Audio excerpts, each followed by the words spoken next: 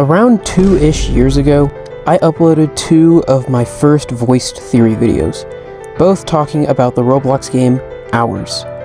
Since the time I uploaded that video, Hours has certainly died out as a fad on Roblox, sadly. But I am not willing to give up on it so easily. That is why I am here today. Today, I want to look back at this old theory video and revise it, because while I still think it's mostly right, I could definitely have explained things better. Also, given that Hours is so sparse on lore, a lot of it is up to interpretation, and because of that, some of my interpretations of things have changed as well. So, without further ado, be sure to like, subscribe, and let's dive into it.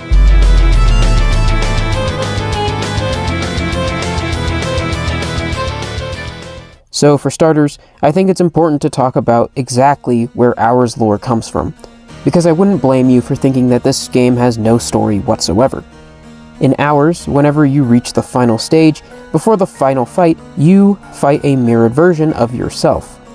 This boss fight is accompanied with a brief description of your character, as well as an alternate name. Beating the final stage unlocks a little blurb underneath the character's move list, revealing that the names in the final boss fight are actually the true names of these characters. It's a seemingly innocuous detail, but this one little thing is the catalyst for the entirety of the lore. Additionally, details on the maps, like who the bosses are and what enemies spawn, are also really subtle, but important. From everything I can tell, the story goes a little something like this. A long time ago, there was this extremely powerful entity called White Space, who desired the prayers or souls of the world. For whatever reason, this guy was just evil like that, and so he absorbed all the souls, but split himself in the process. The side containing all the souls became a subliminal entity known as Resident Mind. Resident Mind transcends the physical world, being a, quote, light beneath closed eyes, just as his stage name and alter ego name imply. He is merely a dream, someone the hosts have to subconsciously take on rather than physically fight. This is shown with how the screen fades to black before going to the final stage, rather than how it is for all the other stages. It's us having to close our eyes to see the light.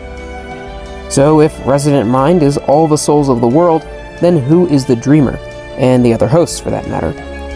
Well, they are exactly what their names suggest that they are. All the people who were once lived their lives doing whatever it is that they did in this world, before White Space destroyed the world, took their souls, and killed them all. That's right, my friends. I believe that every single host in Hours is dead, or has died, and has been reanimated as a host by the player in order to help them regain their souls. Let me explain.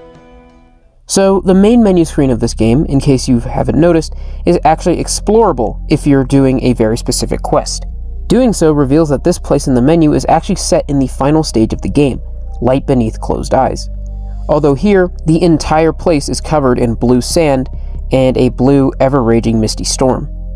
Meanwhile, after beating Resident Mind, we can see that the world goes dark, and that there is a city outside. I think people have been confused about what in the world this means for ages, but I think I figured it out. We know that light beneath closed eyes is not real. It is a dream, a subliminal space in which Resident Mind resides. I believe that this place is meant to represent what the world used to be, before White Space stole everything. It would explain the setting and how and why these characters look the way that they do. This was a cyberpunk-esque world that was torn to shreds by one man's misuse of magic. I believe that what we see in the menu is what the world looks like now, sunken beneath the sands. It would explain why the starting area is called what it is, after all.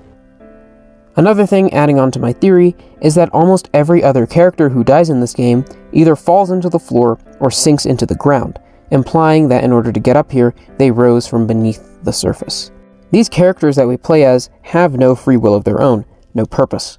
They have lost themselves, and the only way to help them is to control them. This makes them our hosts in order to help them. Yes, my friends, I believe that we are part of this game's lore, an outside influence or spirit pulling the strings for good.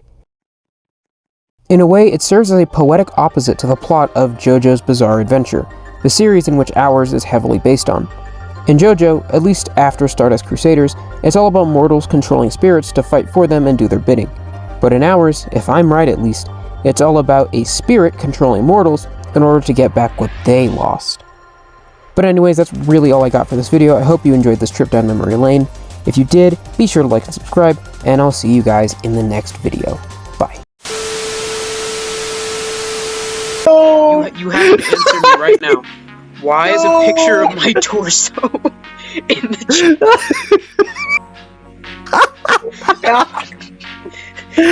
Yo, how many teams watching this right now? I mean,